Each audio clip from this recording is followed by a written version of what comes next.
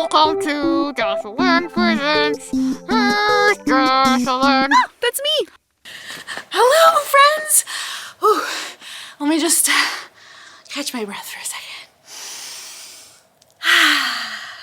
Hello, friends. It's me, Jocelyn, and I am so glad you're here to soak up this beautiful day with me. Also glad because there's lots of things to explore today. So, Charlie, what are we presenting today? Oh, thanks, Charlie. Ooh, I love getting these. It's always like, what's it gonna be? Is it gonna be penguins or rocks or grass? Today's topic that we will be presenting is gas. Gas. Gas. You know, like the millions and billions and trillions of molecules that make up the air around us. We can't always see the gas, but there are different things we can do to feel it. Come on, let's go. All right, friends, let's find a nice spot on the ground. We're going to relax with some gas. So sit up straight, close your eyes for maximum relaxation, and follow me. Breathe in and breathe out. Breathe in and breathe out. So relaxing. No. Anyway, whether we realize it or not, whether we're relaxing or not, we're breathing in and breathing out all day long. We breathe in one type of gas and breathe out a different one. Do you know what they're called? Yeah, we breathe in oxygen and we breathe out carbon dioxide. Now they're very different. They even look different. Oxygen is made up of two oxygen molecules that are held together by two bonds. That's like 2 points of connection.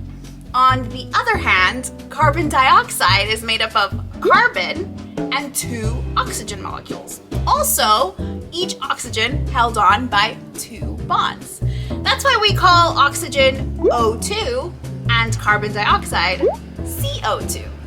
Now, all day we're making our own CO2, but we can also make our own using a little bit of science. Charlie. We can also make our own using a little bit of science. Charlie, it's okay. You're not gonna break it. It's plastic. Thanks, Charlie. To the lab. To make carbon dioxide, we're going to need two ingredients that a grown-up can help you find. Some baking soda and vinegar. These two ingredients, when combined, go through a chemical reaction. That's something in science where you're making something new. In this case, CO2. So first, you're going to need a balloon. I filled mine up with a few spoonfuls of baking soda.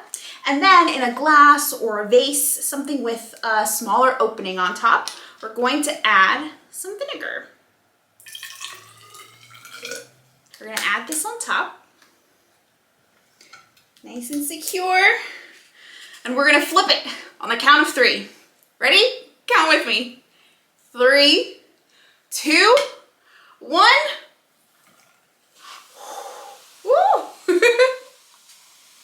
Now all of those bubbles that we're creating are popping and releasing carbon dioxide that's filling up the balloon.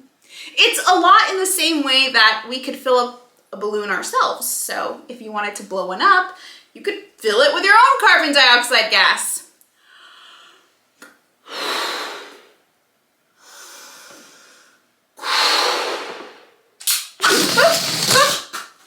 Charlie, you scared me.